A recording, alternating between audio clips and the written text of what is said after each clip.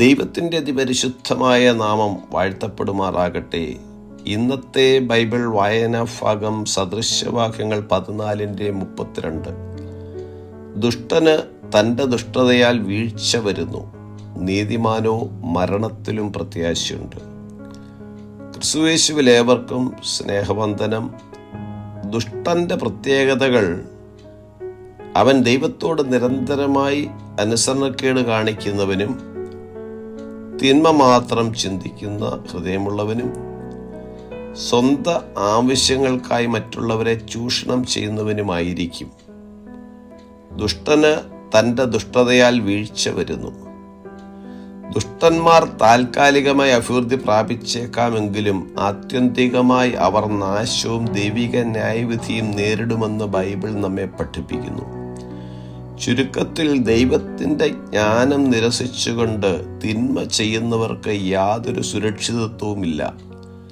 യഹോവ ഭക്തി ജ്ഞാനത്തിൻ്റെ ആരംഭമാകുന്നു, ഭോഷന്മാരോ ജ്ഞാനവും പ്രബോധനവും നിരസിക്കുന്നു എന്ന് സദൃശ്യവാക്യങ്ങൾ 1:7 നാം വായിക്കുന്നു.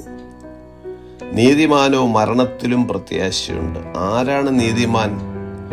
അവൻ സത്യസന്ധനും ദൈവത്തോട് അനുസരണമുള്ളവനും സ്വയത്തിൽ ആശ്രയിക്കാതെ മറ്റുള്ളവരോട് അനുകമ്പ കാട്ടുന്നവനുമായിരിക്കും. നീതി ആരംഭിക്കുന്നത് വിശ്വാസത്തിൽ നിന്നാകയാൽ ദൈവം ഒരുവന്റെ വിശ്വാസത്തെ നീതിയായി കണക്കിടുന്നു.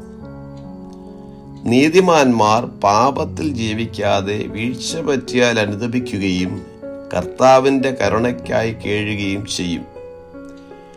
നീതിയുടെ ജീവിതം പിന്തുടരുന്നവന് അവൻ്റെ സൃഷ്ടാവിനെ അനുസരിച്ച് ജീവിക്കുന്നതിനാൽ സമാധാനമുണ്ട്. എല്ലാ മനുഷ്യരും മരിക്കും. നീതിമാന് മരിക്കുന്നതിൽ പ്രത്യാശയുണ്ട്.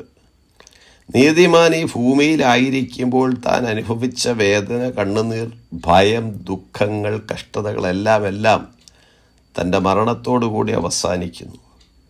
സ്വർഗീയ പിതാവിൻ്റെ ഭവനത്തിലേക്കുള്ള പ്രവേശനം സാധ്യമാകുന്നു.